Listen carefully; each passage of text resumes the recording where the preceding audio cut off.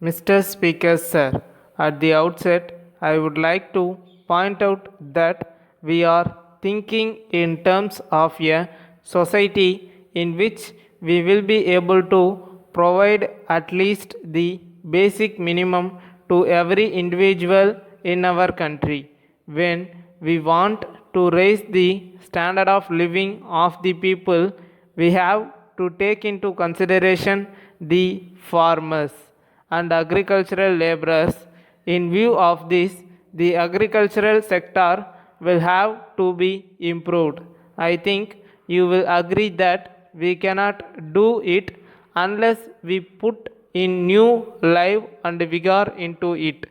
For this purpose, we should have an economic programs which will give new economic strength to this section of people. The question is how we can do it. It is not as if we would be able to bring about this change by a small increase in the production on lands. If we have to produce food like vegetables and milk, we are not going to have a system which would be required to meet the immediate requirements of our people by having a small increase in the productivity of our lands. That we will be able to meet our needs, we should produce the food grains required in a small area of land and release the other land for growing vegetables. If there is only a small increase every year, we will continue to be in the same position as we are now. So, we have to see that we are in a position to produce much more than what we are now producing per acre, and also limit the area which will be required for the purpose of food grains, so that the other areas may be used for other purposes.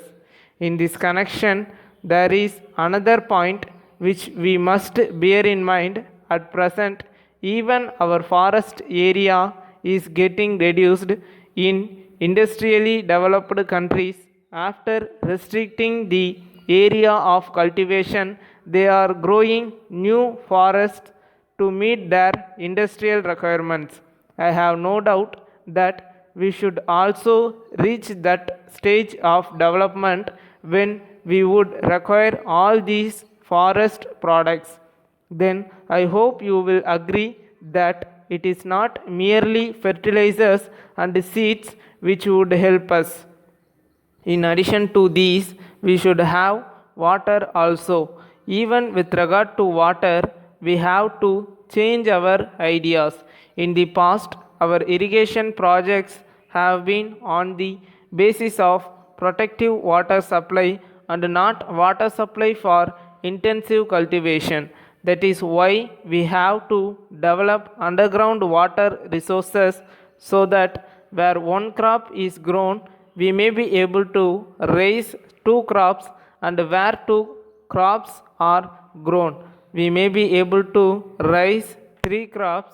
That is where we have to give importance to minor irrigation. That is what we are doing now. Wherever it is possible, we are trying to have tube wells and surface wells. This will have to be done for the purpose of irrigation. It is not as if we have neglected minor irrigation.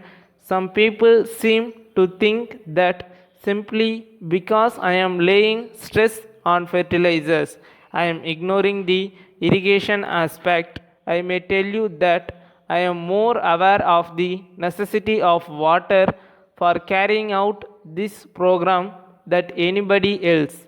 Without water, we cannot just give the seeds and fertilizers and ask the farmers to produce. That is why, while I am trying to take advantage of the available water supply areas, we have to develop other areas also if we want to bring about a balanced development in the area. Letter from National Stores, Chennai to Messrs. Hari and Company, Chennai. Dear Sirs, we have great pleasure in announcing that this day we have purchased from Thiru Ramasamy the stationery business known as Imperial Stores, so far carried on by him. At the above address, we wish to inform you that we propose to continue the business at the same address but under the style National Stores. The business will remain closed for a few days for purposes of stock taking and renovation of showroom and will reopen on 1st August. You will be glad to know that sufficient stocks of all kinds of stationery articles will be maintained and the showroom will have an attractive new look. We hope that our customers and patrons will be very much satisfied with the new arrangement. On this occasion, we would like to assure you that there will be no change in the business policy so far followed by Thiru Ramasamy. It will be our earnest effort to give our customers and patrons the same satisfaction and quality of service that they have enjoyed under the previous management. We hope that the business will continue to receive the same support and patronage from you as before, and we assure you of our best attention at all times.